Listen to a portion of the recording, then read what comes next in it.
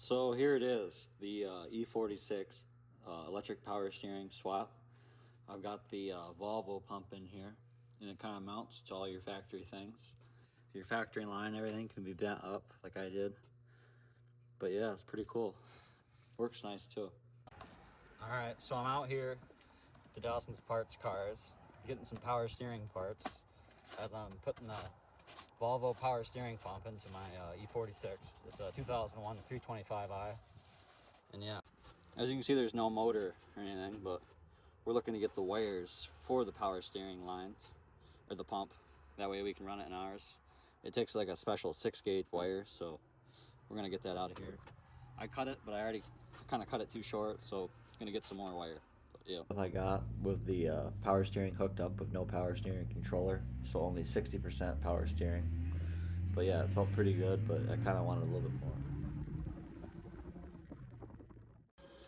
All right, so the next step of the process here is getting my power steering controller on to my power steering pump. And yeah, just kind of just gotta wire this in here and see where all the wires go and go from there. Gives you a pretty decent diagram. So yeah, got this kit off eBay. So yep.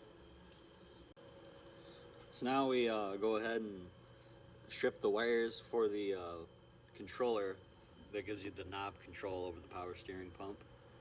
But yeah, I'm gonna have to lengthen those, and I'm using a speaker wire just because I figure why not. So yeah. All right, so a little bit of an in-car here of the E46 electric power steering. I've got my potentiometer here mounted on the dash, and that adjusts the percent at which the pump flows for the power steering.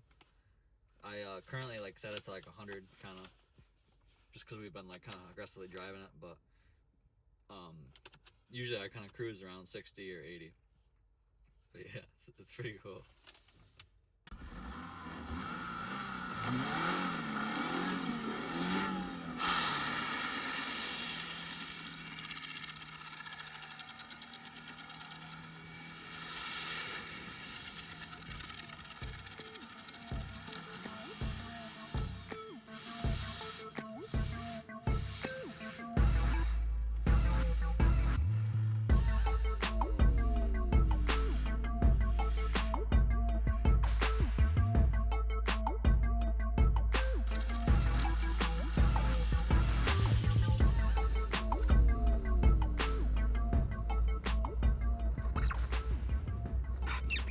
All right, so I'm out in the shop and I'm checking out my new Max Speeding Rods coilovers. Got the T6s, the newest edition for the E46 wagon of mine. And yeah, we're installing them right now. It seems to be going pretty good.